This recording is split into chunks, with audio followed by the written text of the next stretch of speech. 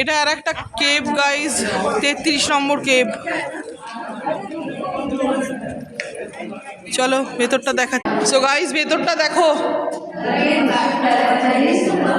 জগন্নাথ বললো এটা গেট আর এটা হচ্ছে ভেতরটা, ওইখানে বৈদ্য মূর্তি।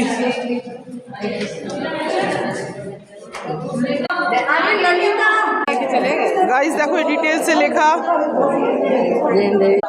গাইজ এইটা হচ্ছে আর একটা কেভ, কেভ নাম্বার 34, সেম ভেতরে, তাই জন্য আর গেলাম না। এটা 33, মানে একসাথেই পরপর লাইন দিয়ে সমস্ত কেভস।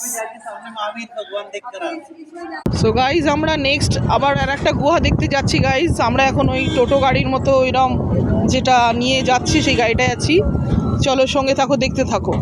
গাইজ এটা হচ্ছে 29 নাম্বার কেভ। দেখো গাইজ এর ভেতরে, চলো ভেতরে যাই, তোমাদের দেখাচ্ছি।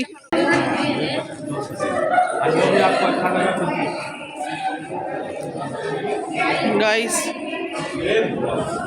দেখো, এটা হিন্দু ধর্মের, বা ওগুলো জৈন ছিল, এগুলো হিন্দু ধর্মের মন্দির সব, মানে কেভসগুলো।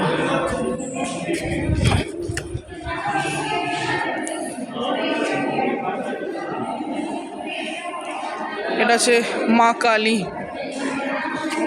এটা কালী মাতা নয় গাইজ, আমি সরি ভুল বলেছি, এটা শঙ্কর ভগবানের রুদ্র রূপ এটা।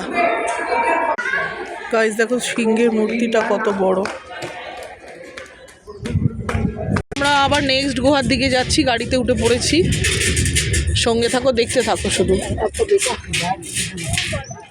এই গুহাগুলো সেম ভেতরে রয়েছে, তো আমি আর যাচ্ছি না, তো এখান থেকেই তোমাদের দেখিয়ে দিচ্ছি ক্লোজে।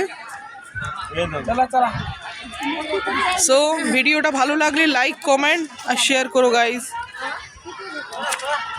পুরোটা আমি একবার ভিউ দেখিয়ে দিচ্ছি, দেখো গাইজ।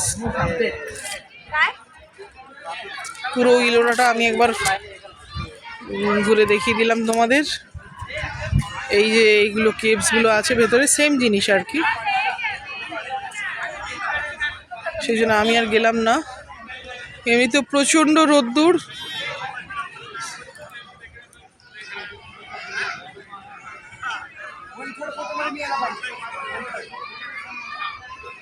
সো সবাই খুব ভালো থেকো।